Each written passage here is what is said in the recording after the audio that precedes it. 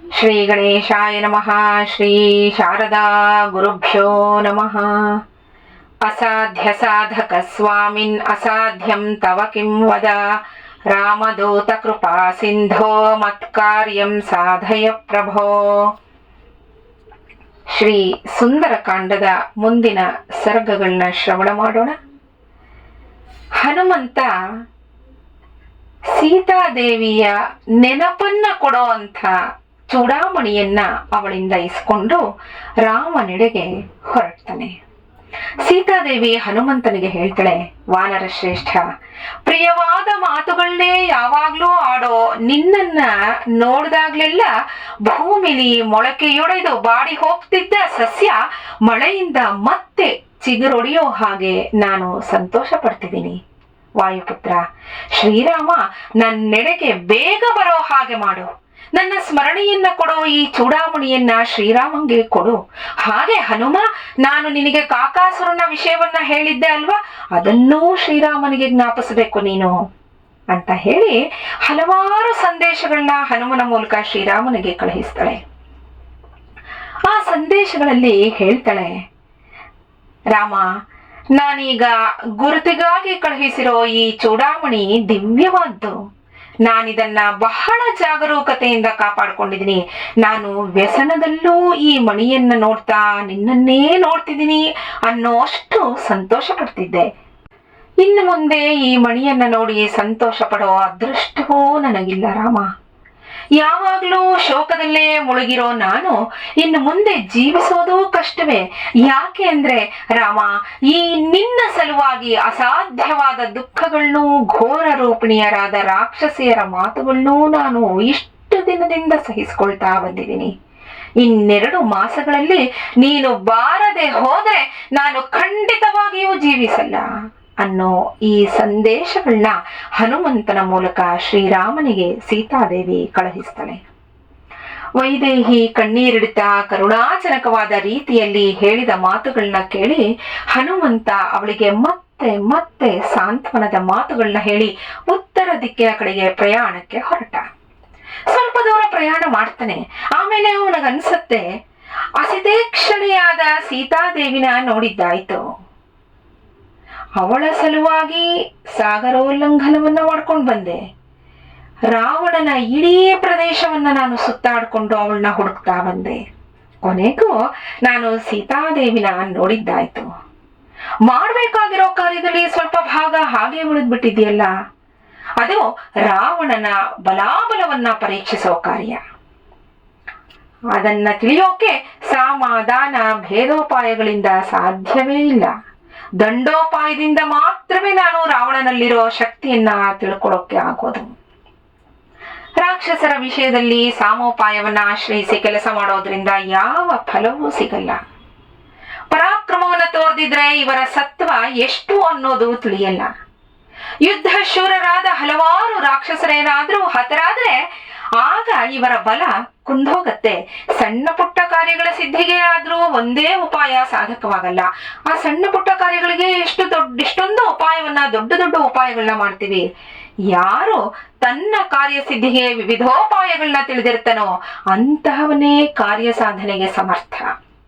ಈಗ ಶತ್ರುಗಳಿಗೂ ನನಗೂ ಯುದ್ಧ ಆದ್ರೆ ಮುಂದಿನ ಯುದ್ಧದಲ್ಲಿ ವಿಶಿಷ್ಟರು ಯಾರಾಗ್ತಾರೆ ಅನ್ನೋ ರಹಸ್ಯ ತಿಳ್ಕೊಂಡ್ಬಿಡಬಹುದು. ಇದನ್ನ ನಾನು ಹೇಗಾದ್ರೂ ಸಾಧಿಸ್ಲೇಬೇಕಲ್ಲ. ಕಣ್ಣುಗಳಿಗೂ ಮನಸ್ಸಿಗೂ ಆನಂದವನ್ನ ಉಂಟು ಮಾಡೋ ನಂದನವನದಂತೆಯೇ ಇರೋ ನಾನಾ ವಿಧವಾದ ವೃಕ್ಷಗಳಿಂದಲೂ ಲತೆಗಳಿಂದಲೂ ನಿಬಿಡವಾಗಿರೋ ಈ ಅಶೋಕವನವನ್ನ ಧ್ವಂಸ ಮಾಡ್ಬಿಟ್ರೆ ಆಗ ಯುದ್ಧಕ್ಕೆ ನಾಂದಿಯಾಗತ್ತೆ. ಆಗ ಮಾತ್ರ ರಾವಣನಿಗೆ ಕೋಪ ಬರುತ್ತೆ. ಮಹಾಪರಾಕ್ರಮಿಗಳ ಜೊತೆ ಬಂದು ಅವನು ನನ್ನೊಂದಿಗೆ ಯುದ್ಧ ಮಾಡೇ ಮಾಡ್ತಾನೆ. ನಂತರ ನನಗೋ ರಾಕ್ಷಸ ಸೇನೆಗೆ ಘೋರವಾದ ಯುದ್ಧ ಆಗತ್ತೆ.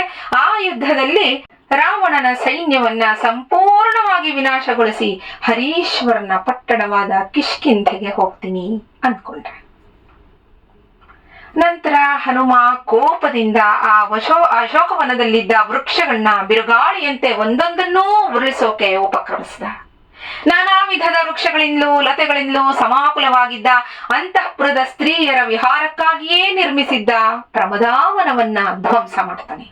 ಅಲ್ಲಿದ್ದ ವೃಕ್ಷಗಳನ್ನ ಕಿತ್ತು ಹಾಕ್ತಾನೆ, ಜಲಾಶಯಗಳನ್ನ ಒಡೆದು ಹಾಕ್ತಾನೆ, ಪರ್ವತದ ಕೋಡುಗಲ್ಲುಗಳನ್ನ ನುಚ್ಚು ನೂರು ಮಾಡ್ತಾನೆ.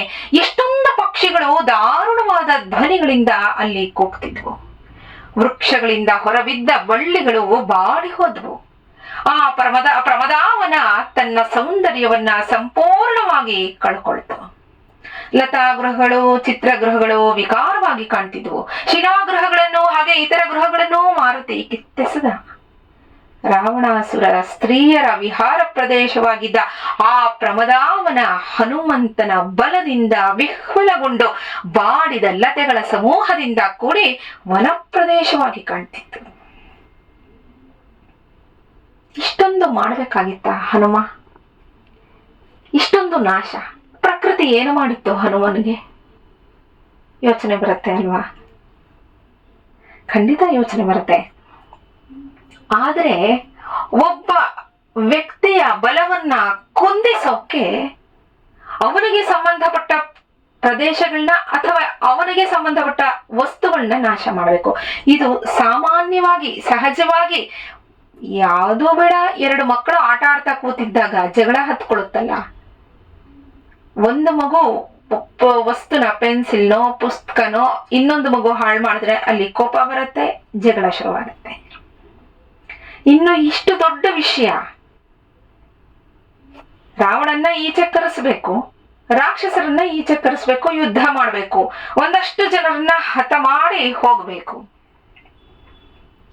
ಆಗ ಮುಂದೆ ರಾಮ ಬಂದಾಗ ಅವರಲ್ಲಿ ರಾಕ್ಷಸರಲ್ಲಿ ಎಷ್ಟೊಂದು ಜನ ಹತರಾಗಿರ್ತಾರೆ, ಎಲ್ಲೋ ಇನ್ನೊಂದು ಸ್ವಲ್ಪ ಜನ ಉಳ್ಕೊಂಡಿರ್ತಾರೆ. ಅವಾಗ ಸುಲಭವಾಗಿ ಎಲ್ಲಾ ಕೆಲಸವನ್ನು ಮುಗಿಸಬಹುದಲ್ಲ ಅನ್ನೋ ಆಲೋಚನೆ ಹನುಮಂತನಿಗೆ ಬಂತು. ಅದು ಅಲ್ಲದೆ ಇವರ ಶಕ್ತಿ ಎಷ್ಟಿರಬಹುದು, ನಾವು ಹೇಗೆ ಮುಂದೆ ಯಾವ ರೀತಿ ನಾವು ಸಿದ್ಧಗೊಂಡು ಬರಬೇಕು ಯುದ್ಧಕ್ಕೆ, ಇದು ನಿಜವಾದ ದೂತ ಅಥವಾ ಗೂಢಚಾರಿ ಮಾಡಬೇಕಾಗಿರೋ ಪ್ರಮುಖವಾದ ಕೆಲಸ. ಮೊದಲು ಶತ್ರುವನ್ನ ಮಾನಸಿಕವಾಗಿ ಕುಗ್ಗಿಸಬೇಕು. ಮಾನಸಿಕವಾಗಿ ಅವನು ಕುಗ್ಗದ ಮೇಲೆ ಅವನ ಬಲ ತಾನಾಗೆ ಕುಂದು ಹೋಗುತ್ತೆ. ಅದನ್ನ ಹನುಮ ಮಾಡ್ತಾ ಇದ್ದಾನೆ. ಎಲ್ಲವನ್ನು ಅವನಿಗೆ ಪ್ರಿಯವಾದ, ರಾವಣನಿಗೆ ಪ್ರಿಯವಾದ, ರಾವಣನ ಸ್ತ್ರೀಯರಿಗೆ ಪ್ರಿಯವಾದ, ವಿಹಾರ ಸ್ಥಾನವಾದ, ಅತ್ಯಂತ ಸುಂದರವಾದ ವನವನ್ನ ನಾಶ ಮಾಡಿದ. ಇದರಿಂದ ಆ ಸ್ತ್ರೀಯರಿಗಾಗ್ಲಿ ರಾವಣನಿಗಾಗ್ಲಿ ತುಂಬಾ ದುಃಖ ಆಗತ್ತೆ, ಮನಸ್ಸಿಗೆ ತುಂಬಾ ಶೋಕವಾಗತ್ತೆ.